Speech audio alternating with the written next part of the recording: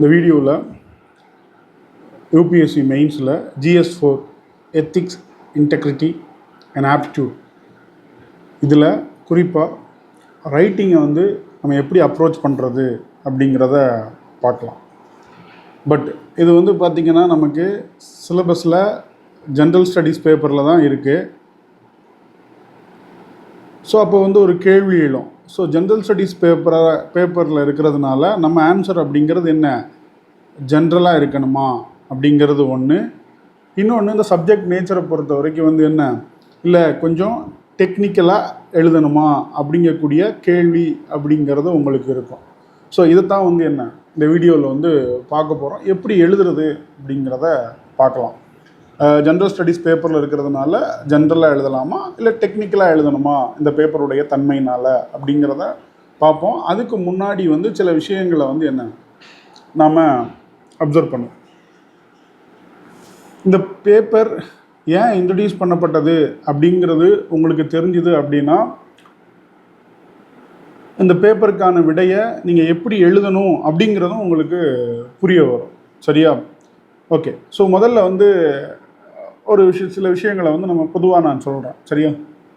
உங்களுக்கு civil service அப்படின்னு நீங்கள் கேள்விப்பட்டவுடனே IAS, IPS, IFS, IRS, what ever it is அப்படின்னு கேள்விப்பட்டவுடனே ரெண்டு விஷயங்கள் தான் வந்து என்ன நம்ம மனசில் வரும். சரியா? ஸோ ஒரு விஷயம் வந்து பார்த்திங்கன்னா பவர், இன்னொன்று வந்து பார்த்திங்கன்னா ப்ரெஸ்டீஜ், மூணாவது வந்து இது ரெண்டு விஷயங்களும் வந்து என்ன இருக்கும். ஸோ இது வந்து ஒரு பக்கம். ஸோ அனதர் கான்சர்ன் அப்படின்னு நீங்கள் எடுத்துக்கிட்டிங்கன்னா இட்ஸ் எ கரப்ஷன். ரீசெண்டாக கூட கடந்த வாரத்தில் கூட 2 IRS ஆஃபீஸர்கள் வந்து என்ன இந்த மாதிரி வந்து கரப்ஷன், இது எக்கச்சக்கமாக நடக்குது, நம்ம டே டு டே பார்க்குறோம். பட் அப்போ ரெண்டு விஷயங்கள் தான் வந்து என்ன ஞாபகத்துக்கு வந்து வருது. அப்போது இன்றைக்கி இந்த நாடு எதிர்கொள்ளக்கூடிய ஒரு முக்கியமான ஒரு பிரச்சனை அப்படின்னு சொல்லி பார்த்தீங்க அப்படின்னா it is a corruption. So இந்த கரப்ஷன் அப்படிங்கிறதுக்கு நிறையா வந்து என்ன இருக்குது, சட்டங்கள் இருக்குது. For example prevention of corruption act இருக்குது. அதுக்கப்புறம் all India service conduct rules இருக்குது. ஸோ லோக்பால் இருக்குது, லோக் ஆக்டா இருக்குது. ஸோ எக்கச்சக்கமான இந்த லா இது எல்லாமே இருக்குது. சரியா? பட் இருந்தாலும் வந்து என்னென்னா இந்த அதில் இருக்கக்கூடிய லூஃபோல், அதில் இருக்கக்கூடிய அந்த இடைவெளி மூலமாக இந்த மாதிரியான தவறுகள் பண்ணுறவங்க வந்து என்ன தப்பிச்சுக்கிடுறாங்க. சரியா? அப்போது இந்த சூழலில் தான் வந்து என்னென்னா இந்த மாதிரியான ஒரு பேப்பரை வந்து என்ன இது பண்ணுறாங்க. சரியா? ஸோ ரொம்ப சிம்பிளாக சொல்லணும் அப்படின்னா வாட் லா cannot சால்வ், சரியா, சட்டத்தால் எதையெல்லாம் சரி செய்ய முடியாதோ எத்திக்ஸ் அப்படிங்கிறது வந்து என்ன பண்ணும், எத்திக்ஸ் கேன் சால்வ். சரியா? சட்டத்தால் சரி பண்ண முடியாத விஷயங்களை எல்லாம் இந்த நெறிமுறை அப்படிங்கக்கூடிய இந்த பாடத்திட்டம், இல்லை அறவியல் அப்படிங்கக்கூடிய இந்த பாடத்திட்டத்தை கொண்டுறதன் மூலமாக ஸோ ஒரு குறிப்பிட்ட அளவு குறைக்க முடியலாம்னு வச்சுக்கோங்களேன். 100% பாசிபிள்னா பாசிபிள் கிடையாது, அக்செப்ட் இட். பட் வந்து என்னென்னா what law can not solve ethics can அப்படிங்கிறது ஒன்று. ஸோ இந்த பேப்பர் வந்து இன்னொரு விஷயத்தில் வந்து பார்த்திங்கன்னா ஜென்ரல் ஸ்டடீஸ் பேப்பராக இருந்தால் கூட இது என்ன பண்ணுதுன்னா உங்களுடைய மாரல் கம்பஸ், உங்களுடைய அந்த மாரல் அந்த இருக்கு இல்லையா, அந்த மாரல் நன்னெறியை வந்து என்ன இது டெஸ்ட் பண்ணுற மாதிரியான ஒரு விஷயங்கள்ல இருக்குது. தென் இது வந்து பார்த்திங்க அப்படின்னா இந்த பேப்பர் வந்து உங்களை வந்து என்ன வெறுமனே நாட் ஜஸ்ட் டு கவர்ன், சரியா, வெறுமனே ஆட்சி செய்வதற்காக இந்த பேப்பர் உருவாக்கலை. சரியா? இந்த பேப்பரை எதுக்கு வச்சுருக்காங்க அப்படின்னா பட் டு கவர்ன் ரைட். வெறுமனே ஆட்சி செய்வதற்கு இல்லாமல் சரியாக ஆட்சி செய்வது அப்படிங்கிற ஒரு விஷயம் இருக்குது இல்லையா, அந்த விஷயத்தை ஆட்சி அப்படிங்கிறத விட ஆளுகை, கவர்னன்ஸ் அப்படிங்கக்கூடிய ஒரு பெர்ஸ்பெக்டிவ்க்குள்ளே வந்து என்ன உங்களுக்கு இந்த புரிதல்லாம் இருந்துச்சு அப்படின்னா இன்னும் சில விஷயங்கள் வந்து என்ன நம்ம போக போக ஒன்றொன்னா புரிய ஆரம்பிக்கும். ஸோ நான் ஆரம்பத்திலே கேட்ட மாதிரி நமக்கு வந்து அந்த ரெண்டு விஷயங்கள் இருக்குது. ஒன்று, ரெண்டு விஷயம் தான் நமக்கு வந்து என்ன IAS, IPS, சிவில் சர்வீஸ்ன்னு தோணுச்சுனாலே பவர் அண்ட் ப்ரெஸ்டீஜாக இருக்கலாம், இல்லை வந்து கரப்ஷனாக இருக்கலாம், இல்லை வந்து என்ன யூ கேன் கலெக்ட் மலை அளவுக்கு பணம். இதெல்லாம் வந்து என்னென்னா இது ஏன் இந்த ரெண்டு விஷயங்கள் மட்டும்தான் வருது அப்படின்னு சொல்லி பார்த்தீங்கன்னா பொது சேவை அப்படிங்கிறத தாண்டி நம்மக்கிட்ட என்ன the trust on public institution அப்படிங்கிறது வந்து என்ன குறைஞ்சிக்கிட்டே வருது. ஸோ அப்போது அந்த சூழலில் தான் வந்து என்ன இந்த பேப்பரை அறிமுகப்படுத்தியிருக்கிறத வந்து நீங்கள் புரிஞ்சுக்கணும். சரியா? Okay. So why this paper exist, இந்த பேப்பர் ஏன் இருக்குது அப்படின்னு நம்ம பார்த்த மாதிரி வந்து பார்த்தோன்னா த கிரிசிஸ் ஆஃப் வேல்யூ அப்படின்னு சொல்கிற இல்லையா. கிரிசிஸ் ஆஃப் வேல்யூனா என்ன, பொதுவாக வந்து சட்டத்தால் மட்டும் வந்து எல்லாமே வந்து என்ன இது பண்ண முடியாது.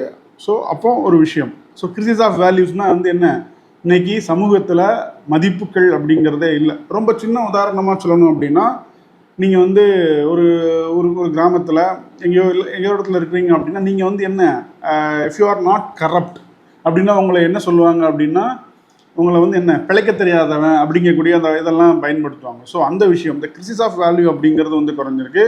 ஸோ அதுக்கப்புறம் வந்து பார்த்திங்கன்னா என்னதான் சட்டங்கள் இருந்தாலும் இந்த நெறிமுறை அப்படிங்கிறது ஒரு ஃபவுண்டேஷனாக இருக்கக்கூடிய பட்சத்தில் பெரும்பாலான நேரத்தில் வந்து என்ன அதற்கு நம்ம முக்கியத்துவம் அப்படிங்கிறது கொடுப்போம். So ethics as a foundation நம்ம சொல்கிறோம் இல்லையா, திருக்குறள் சொல்லுது இல்லையா, தன்னஞ்சறிவது பொய்யற்க பொய்த்தபின் தன்னஞ்சே தன்னை சுடும் அப்படிங்கிற மாதிரி சில விஷயங்கள் நம்ம எடுக்க போகிறதுக்கு முன்னாடி இந்த மாதிரியான விஷயத்தெல்லாம் சட்டத்தை மட்டுமே பார்க்காம அதை தாண்டி நம்ம வந்து என்ன மாறலாகவும் பார்க்கும்போது சில முடிவுகள் அப்படிங்கிறது இருக்குது. அதுக்கப்புறம் வந்து பார்த்திங்கன்னா எவ்வளோதான் நம்ம வந்து என்ன ட்ரைனிங்கில் வந்து என்ன தான் இருந்தாலும் நம்மளால் வந்து என்ன இது பண்ண முடியுமான்னா அந்த இதை வந்து நம்மளால் இன்டர்குலேட் பண்ண முடியாது. ஸோ அந்த ட்ரைனிங் கேப்பையும் வந்து என்ன இது வந்து சமப்படுத்துது.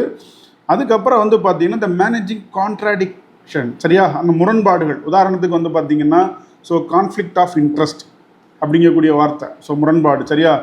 அதாவது வந்து கான்ஃப்ளிக்ட் ஆஃப் இன்ட்ரெஸ்ட்னா என்ன, நான் ஒரு ஐஏஎஸாக இருக்கேன், எனக்கு தெரிஞ்ச ஒருத்தர் வர்றாரு, அவர் ஒரு இதில் வரும்போது நான் என்ன பண்ணக்கூடாது, அந்த பொசிஷனில் இருக்கக்கூடாது அப்படிங்கிறது தான் என்ன கான்ஃப்ளிக்ட் ஆஃப் இன்ட்ரெஸ்ட் அப்படிங்கக்கூடிய ஒரு விஷயம். அதே மாதிரி இன்சைடிங் ட்ரேடிங். ஸோ இன்சைடர் ட்ரேடிங்னா என்ன, ஸோ இங்கே இருக்க முக்கியமான அரசு விஷயத்தெல்லாம் வந்து வெளியில் வந்து கசிய விடுறது, இந்த மாதிரியான விஷயங்களும் இருக்குது. சரி, இந்த கரப்ஷனால் என்னென்ன இம்பேக்ட்லாம் இருக்குது அப்படின்னு பார்த்தீங்கன்னா பல இடங்கள் எக்கனாமிக்கில் வந்து பார்த்திங்கன்னா நம்ம கரப்ஷனை கட்டுப்படுத்தணும் அப்படின்னா ஜிடிபியில் வந்து இந்த க்ரோத் ரேட் அப்படிங்கிறது அட்லீஸ்ட் 4% வந்து இன்க்ரீஸ் ஆகும்னு சொல்கிறாங்க. கவர்னன்ஸ் இன்ஸ்டு நான் கவர்னன்ஸ் அப்படிங்கக்கூடிய விஷயத்தை பண்ணிங்கன்னா அடுத்து people cherish ethics but don't internalise தான். மக்களை பொறுத்த வரைக்கும் வந்து என்ன பேரளவில் சொல்லுவாங்க, இல்லை பரவாயில்லப்பா நேர்மையாக இருக்கான் அப்படின்னு சொல்லுவாங்க. ஆனால் என்ன பண்ண மாட்டாங்க, அதை வந்து ஏற்றுக்க மாட்டாங்க. சரியா வாய் சொல்லு நான் குட்டுவாங்கெல்லாம் நல்லா வந்தாங்க அப்படின்னு சொல்லுவாங்க. ஆனால் அதே வாய் தான் என்ன சொல்லும், அவன் பிழைக்க தெரியாதவன் அப்படிங்கக்கூடிய விஷயமும் சொல்லும். நம்ம ஏற்கனவே பார்த்த மாதிரி ஏன் பாரம்பரிய விஷயங்கள் வந்து பத்தாது. ஸோ லாஸ் இருந்தாலும் அதில் வந்து என்ன நிறையா குறைபாடுகள் இருக்குது, இந்த லூப் ஹோல் அப்படிங்கக்கூடிய விஷயங்கள் இருக்குது இல்லையா. அப்போது இது எல்லாத்துக்குமே நமக்கு என்ன தேவைப்படுது அப்படின்னா ஒரு மல்டி டைமென்ஷன் அப்ரோச், சரியா. ஸோ மல்டி டிஸ்சிப்ளினரி இல்லை மல்டி டைமென்ஷன் ஒரு பல்வரிமான ஒரு அறிமுகம் அப்படிங்கிறது வந்து என்ன தேவைப்படுது, எப்படி எழுதலாம் அப்படிங்கிறத பார்க்கலாம். ஸோ இப்போ நம்ம ரொம்ப சிம்பிளாக எடுத்துக்கிட்டோம் அப்படின்னா நம்மளுடைய நோக்கமே வந்து இந்த பேப்பரை எப்படி எழுதலாம் அப்படிங்கிறத தான் வந்து நம்ம பார்க்க போகிறோம். உதாரணத்துக்கு வந்து இந்த பேப்பரை பொறுத்த வரைக்கும் வெறுமனே கரப்ஷனை ஒழிக்க என்ன செய்யலாம் அப்படின்னு கேள்வி கேட்கும்போது so corruption is bad and should be stopped அப்படின்னு எழுதும்போது வந்து என்ன இது ரொம்ப ஜென்ரலாக இருக்குது, சரியா. அப்போ இன்னொரு விஷயத்தில் வந்து பார்க்கும்போது வந்து பார்த்திங்கன்னா என்ன சொல்லுதுன்னா corruption violates the deontological ethics and breach section 7 of the prevention of corruption act. இது ரொம்ப டெக்னிக்கலாக இருக்குது. அப்போது இதை வந்து ரொம்ப டெக்னிக்கலாகவும் இல்லாமல் ரொம்ப ஜென்ரலாகவும் இல்லாமல் ஒரு பேலன்ஸ்டான அப்ரோச் அப்படிங்கிறது இருக்கணும், புரியுதுங்களா. அப்போது தேவைப்படக்கூடிய இடங்களில் நீங்கள் ஜென்ரலாக you have some vocabulary for ethics, சரியா. எத்திக்ஸ்க்காக சில வெக்காபுலரி அப்படிங்கிறத நீங்கள் வந்து வச்சுக்கணும், சரியா. ஸோ முதல் விஷயம் வந்து பார்த்தீங்கன்னா அப்போது இந்த இடத்துல இருக்க பாருங்க, corruption undermines the trust and growth, the recent cases highlight need for ethical training and vigilance அப்படிங்கிறத சொல்லுது. ஸோ இப்போ இந்த ரெண்டையும் பார்க்கும்போது இது டெக்னிக்கலாக இருக்குது, இது ஜென்ரலாக இருக்குது. அப்போ இது வந்து என்ன ஓரளவுக்கு சில விஷயங்கள் அப்படிங்கிறது வந்து என்ன நமக்கு புரிய வைக்குது. பட் எழுதும்போது சில இடங்களில் வந்து என்ன நாம் எழுதலாம், சரியா. இப்போது லீகல் அப்படிங்கும்போது வந்து பார்த்திங்கன்னா prevention of corruption act, right to information act, companies act, sexual harassment act, Lokpal act எல்லாத்தையுமே எடுத்துக்கலாம், சரியா. ஸோ இப்போ உதாரணத்துக்கு நீங்கள் ஆர்டி எடுத்துக்கிட்டிங்கன்னா அது நிறையா கரப்ஷனை வந்து என்ன வெளியில் கொண்டு வருது. அப்போது இந்த பேப்பரை பொறுத்த வரைக்கும் நீங்கள் எடுத்துக்கிட்டிங்கன்னா நமக்கு வந்து என்ன ஒரு மல்டி டைமென்ஷனல் அப்ரோச் அப்படிங்கிறது வந்து என்ன நமக்கு தேவைப்படுது. ஸோ முதல் விஷயம் வந்து என்னென்னா நம்ம கான்செப்ட்ஸில் தெளிவாக இருக்கணும். ஃபார் எக்ஸாம்பிள் மொராலிட்டினா என்ன, ரைட் வெர்சஸ் ராங், சரியா. ரூல்ஸ் வெர்சஸ் எத்திக்ஸ், அதே மாதிரி கான்ஃப்ளிக்ட் ஆஃப் இன்ட்ரெஸ்ட்டு, அதுக்கப்புறம் நான் பார்ட்டிஷன், அதுக்கப்புறம் வந்து என்ன பப்ளிக் ட்ரஸ்ட்டு, டிரான்ஸ்பரன்சி, அக்கௌண்டபிலிட்டி, இந்த மாதிரி சின்ன சின்ன இதெல்லாம் வந்து என்ன நம்ம வந்து என்ன இது பண்ணிக்கணும் கான்ஃப்ளிக்ட். அப்போ வந்து என்னென்னா இந்த மாதிரியான ஒரு விஷயங்களை இது பண்ணிக்கணும் அப்படிங்கிறது முதல்ல. சரியா? இந்த மாதிரி கான்செப்ஷனில் கிளியராக இருக்கணும். அதுக்கப்புறம் நம்ம மல்டி டைமென்ஷன் சொல்கிறோம் இல்லையா, அது ஃபிலாசபிக்கல் ஆங்கிள்லையும் இருக்கணும்.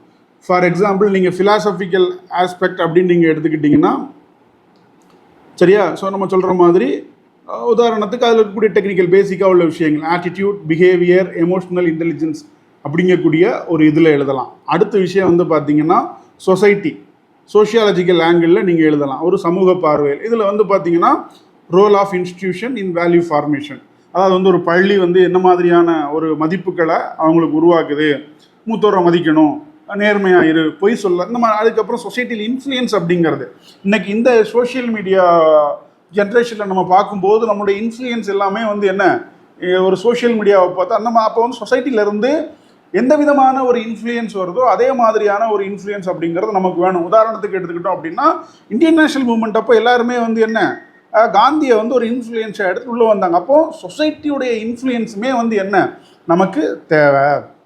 அப்போ சோசியாலஜிக்கல் ஆங்கிளில் அந்த மாதிரி வந்து எழுதலாம். அதே மாதிரி ஃபிலாசபிக்கல் ஆங்கிளை பொறுத்த வரைக்கும் ஹியூமன் வேல்யூஸ்னால் என்ன, அதுக்கப்புறம் அந்த பல்வேறு தலைவர்கள் அவர்கள் வாழ்க்கையிலிருந்து பெறப்பட்ட விஷயங்கள். உதாரணமாக நீங்கள் இந்தியாவிலேருந்து எடுத்துக்கிட்டிங்கன்னா காந்தியினுடைய சத்தியகிரகா, திருவள்ளூருடைய இது எழுதலாம். அதுக்கப்புறம் என்ன தமிழில் வந்து அற இலக்கியங்கள்னே இருக்குது. அற இலக்கியங்கள்லாம் என்ன சங்கம் மருவிய இலக்கியங்கள் எல்லாமே நீதி இலக்கியங்கள் அல்லது அற இலக்கியங்கள் தான் இருக்குது. அதே மாதிரி சில வெஸ்டர்ன் எத்திக்ஸை நீங்கள் இது பண்ணிக்கலாம். ஃபார் எக்ஸாம்பிள் அரிஸ்டாட்டில், அதுக்கப்புறம் வந்து கான்ஸுடைய கேட்டகரிக்கல் பெர்ஸ்பெக்டிவ், இந்த மாதிரியான விஷயத்துலையும் அப்போ ஃபிலாசபிக்கலாகவும் நீங்கள் பண்ணணும், சோசியாலஜிக்கல் பெர்ஸ்பெக்டிவ்லையும் பண்ணணும், சைக்காலஜிக்கல் பெர்ஸ்பெக்டிவ்லையும் ஆட்டிடியூட், பிஹேவியர், மாரல். அதுக்கப்புறம் லீகல் ஆங்கிளை பொறுத்த வரைக்கும் என்ன prevention of corruption act, right to information act, companies act, sexual harassment act, இந்த மாதிரி. அதுக்கப்புறம் மேனேஜ்மெண்ட் ஆங்கிள்லையும் நீங்கள் வந்து பார்க்கணும். உதாரணமாக வந்து பார்த்தீங்கன்னா work culture, quality service delivery, conflict resolution, இந்த மாதிரியான விஷயங்கள். ரொம்ப சொல்லணும்னா எத்திக்கல் டிலிமா அப்படிங்கக்கூடிய சில விஷயங்கள். அப்போது இந்த மாதிரியான இதெல்லாம் எழுதணும். அதுக்கப்புறம் வந்து பார்த்திங்கன்னா இந்த பப்ளிக் அட்மினிஸ்ட்ரேஷன் பெர்ஸ்பெக்டிவ், சரியா, அதில் வந்து பார்த்திங்கன்னா இன்டெகிரிட்டி, இம்பார்ஷியாலிட்டி, சரியா, அது நடுநிலையோடைய தன்மை, அடுத்து நான் பார்ட்டிஷன்ஷிப், அடுத்து வந்து அப்ஜெக்டிவிட்டி, எம்பத்தி, அக்கௌண்டபிலிட்டி, டிரான்ஸ்பரண்ட்டி. ஸோ இது எல்லாமே வந்து எழுதணும், சரியா. எக்கனாமிக் பெர்ஸ்பெக்டிவில் பார்த்தீங்கன்னா கார்ப்பரேட் கவர்னன்ஸ், அடுத்து வந்து சிஎஸ்ஆர், கார்ப்பரேட் சோஷியல் ரெஸ்பான்சிபிலிட்டி, அதுக்கப்புறம் வந்து என்ன பிஸ்னஸ் எத்திக்ஸ், இந்த மாதிரி. இப்போ இதிலெல்லாம் வந்து சில எடுத்துக்காட்டுகளை வந்து என்ன நீங்கள் எழுதலாம். குட் கார்ப்பரேட் கவர்னன்ஸ் அப்படின்னா நீங்கள் டாடா குரூப்புடைய எத்திக்கல் பிஸ்னஸ் ப்ராக்டிஸை வந்து என்ன நீங்கள் மென்ஷன் பண்ணலாம். இதே மாதிரி நமக்கு தெரிஞ்ச சின்ன சின்ன நிறுவனங்களை கூட வந்து என்ன இது பண்ணலாம். அடுத்து பொலிட்டிக்கல் சயின்ஸை பொறுத்த வரைக்கும் இன்டர்நேஷ்னல் ரிலேஷனில் சில விஷயங்களை வந்து எழுதுங்க. அதுக்கப்புறம் வந்து பார்த்திங்கன்னா இந்த ப்ராக்டிக்கல் ஆங்கிள் அப்படின்னு சொல்லப்படக்கூடிய கேஸ் ஸ்டடீஸ், அதுவும் வந்து என்ன ரொம்ப முக்கியம். ஸோ இந்த பெர்ஸ்பெக்டிவில் தான் நம்மளுடைய விடை அப்படிங்கிறது இருக்கணும். வெறுமனே வந்து என்ன ரொம்ப ஜென்ரலாகவும் இருக்கக்கூடாது, ரொம்ப டெக்னிக்கலாகவும் இருக்கக்கூடாது. அப்போ இந்த விடை அப்படிங்கிறது என்ன பேலன்ஸ்டாக இருக்கணும், சரியா. ஸோ நம்ம பார்த்த மாதிரி கரப்ஷன்னா என்ன, கரப்ஷன் ரொம்ப கெட்டது, அதை உடனே அழிக்கணும் அப்படின்னா அதுக்கெலாம் வந்து மார்க் போட மாட்டாங்க. ஸோ அதுக்கப்புறம் நீங்கள் ரொம்ப இதாக எழுதுனீங்கன்னா corruption violates deontological ethics and இல்லை virtue ethics, breaches, section 7 of prevention of, இதுவும் இருக்குது. அப்போது இந்த பேலன்ஸ் இதில் ரொம்ப சின்ன சின்ன விஷயங்களை, ஃபார் எக்ஸாம்பிள் இது எத்திக்கல் ட்ரைனிங் அப்படிங்கக்கூடிய இது, அண்டர்மைன்ஸ் ட்ரஸ்ட்டு, நான் சொன்னேன் இல்லையா, இந்த மல்டி டிசிப்ளினரி அதில் வந்து பார்த்திங்கன்னா role of society, philosophical angle, psychological angle, management angle, economic angle, இந்த மாதிரி ஒரு இதில் எழுதும்போது அந்த இது இன்னும் கூடுதலான விஷயம் என்னென்னா அன்றாட வாழ்க்கையில் நாம் எங்கோ பார்த்த கேட்ட விஷயங்களை கேஸ் ஸ்டடிஸை பேஸ் பண்ணி கூட வந்து என்ன நீங்கள் எழுதலாம். ஸோ அப்போது இந்த எத்திக்ஸ் அப்படிங்கிறது இதுதான், இந்த நோக்கத்துக்காகத்தான் வந்து என்ன இந்த பாடத்திட்டமே வந்து கொண்டு வரப்பட்டிருக்கு. அப்போது அதற்கு ஏற்ற மாதிரி வந்து என்ன இது, சரியா. இப்போ உதாரணத்துக்கு ஒரு கேள்வியை பார்க்கலாம். Examine the role of integrity in public service அப்படின்னு எடுத்துக்கலாம். Examine the role of public service. அப்போது examine the role of public service ஒரு பொதுப்பணியில் நேர்மையினுடைய பங்கை இது. அப்போ வந்து என்னென்னா ஃபஸ்ட்டு ஒரு சின்ன இன்ட்ரொடக்ஷன், டிஃபைன் இன்டெகிரிட்டினா என்ன, அதுக்கான ஒரு எக்ஸாம்பிள். ரெண்டாவது ஃபிலாசபிள் பெர்ஸ்பெக்டிவில் நீங்கள் வந்து என்ன இமானுவேல் காந்தினுடைய அந்த மாரல் டியூட்டி அப்படிங்கிறத எழுதலாம். இல்லைன்னா என்ன காந்தியினுடைய சத்தியாகிரக எழுதலாம். இல்லை ட்ரூத் அந்த வாய்மை இருக்குல்ல அதை எழுதலாம். இல்லைன்னா அந்த என்ன திருக்குறளில் இருக்கக்கூடிய வாய்மை அப்படிங்கக்கூடிய அதிகாரத்திலேருந்து கூட என்ன எழுதலாம். அதுக்கடுத்து லீகல் ஃப்ரேம் ஒர்க்கில் அப்படின்னு பார்த்தீங்கன்னா conduct rules, oath of office, management perspective பொறுத்த வரைக்கும் வந்து பார்த்தீங்கன்னா இந்த வார்த்தையை பாருங்கள், ட்ரஸ்ட் பில்டிங், நம்பிக்கையை உருவாக்குதல், எஃபிஷியன்சி திறமை, சோஷியல் இதை பொறுத்த வரைக்கும் வந்து சோஷியல் இம்பேக்டில் எழுதணும் அப்படின்னா பப்ளிக் கான்ஃபிடென்ஸு, டெவலப்மெண்ட். அப்போது இந்த மாதிரி நாம் எழுதும். அதுக்கப்புறம் இதில் வந்து பார்த்திங்கன்னா இந்த கான்ஸ்டியூஷனல் வேல்யூஸ் அப்படின்னு சொல்லப்படக்கூடிய ப்ரையாம்பிளில் இருந்தும் சில விஷயங்களை வந்து என்ன நாம் கொண்டு வந்துடலாம். சரிங்களா? ஸோ அப்போ இதெல்லாம் புரிஞ்சுது அப்படின்னா எத்திக்ஸ்க்கு எப்படி விடையளிக்கணும் அப்படிங்கக்கூடிய ஒரு புரிதல் உங்களுக்கு ஏற்படும். சரிங்களா? ஸோ இது குரூப் 1க்கும் வந்து என்ன பொருந்தும். ஸோ அப்போ பல பெர்ஸ்பெக்டிவில் நீங்கள் எழுதுங்க. உங்கள் ஆன்சர் ரொம்ப ஜென்ரலாகவும் இருக்கக்கூடாது, ரொம்ப டெக்னிக்கலாகவும் இருக்கக்கூடாது, ஒரு பேலன்ஸ்டான ஒரு விஷயமா இருக்கணும். தேங்க்யூ. ஸோ உங்களுக்கு கமெண்ட்டில் சொல்லுங்கள், நான் அதுக்கான வீடியோஸ் போடுறேன். ஸோ எத்திக்ஸை பொறுத்த வரைக்கும் whenever I get time I will publish video. சரியா? தேங்க்யூ.